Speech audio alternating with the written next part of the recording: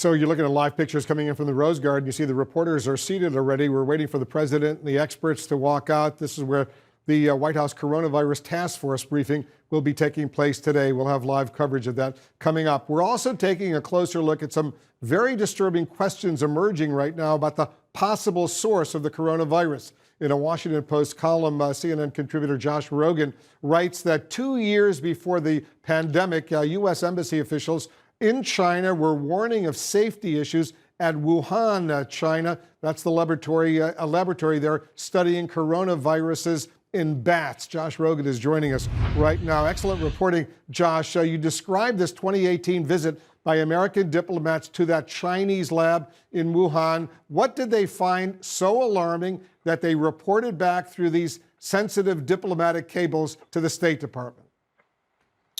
Well, thanks, Wolf. To be clear, we don't know where the virus originated, but we can't rule out that it came from one of 2 labs in Wuhan that happened to be near the outbreak and were doing research for years on bat coronaviruses and their potential transmission to humans. What I revealed today in the Washington Post was that State Department science officials in the embassy in Beijing were so concerned about this research that they went to visit the lab several times and were so alarmed by what they saw as serious safety concerns that they wrote back to Washington twice to warn them this research posed a risk of a SARS-like pandemic if the lab wasn't operating properly. Their warnings weren't heeded.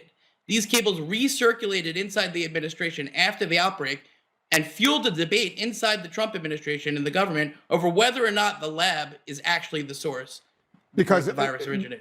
You know all the reports that the coronavirus may have originated in what are called those wet markets where they sell, live animals, bats and monkeys included.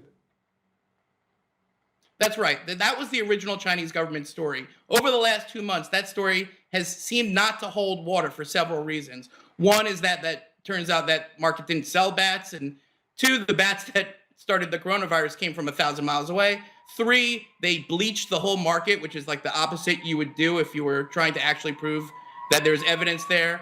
So as this story started to fall apart, a lot of people inside the administration started to look at this lab and they started to talk about these cables. And basically what the cables said was, we've got a problem here and this lab is doing very risky research and they, according to their own scientists, they don't have the right safety procedures. And they predicted that this could be a source of a pandemic. And now that we have a pandemic that comes from bat coronaviruses, it's making people take a second look. Now, that's not a smoking gun. It doesn't prove that it came from there, but it adds evidence to that side of the ledger. Yeah, that's really significant. Josh, tell our viewers why it's so important to learn where the virus came from, and also all these suggestions out there widely reported that China has been hindering that effort.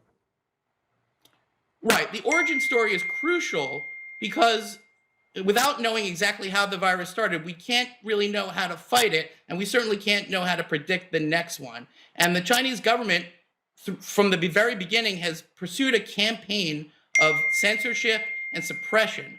They've jailed doctors, they've jailed scientists.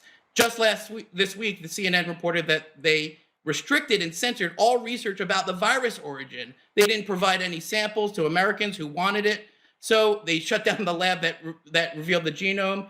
And this is all part of their system, right? There's no bad news in China. They don't allow themselves to be blamed for anything.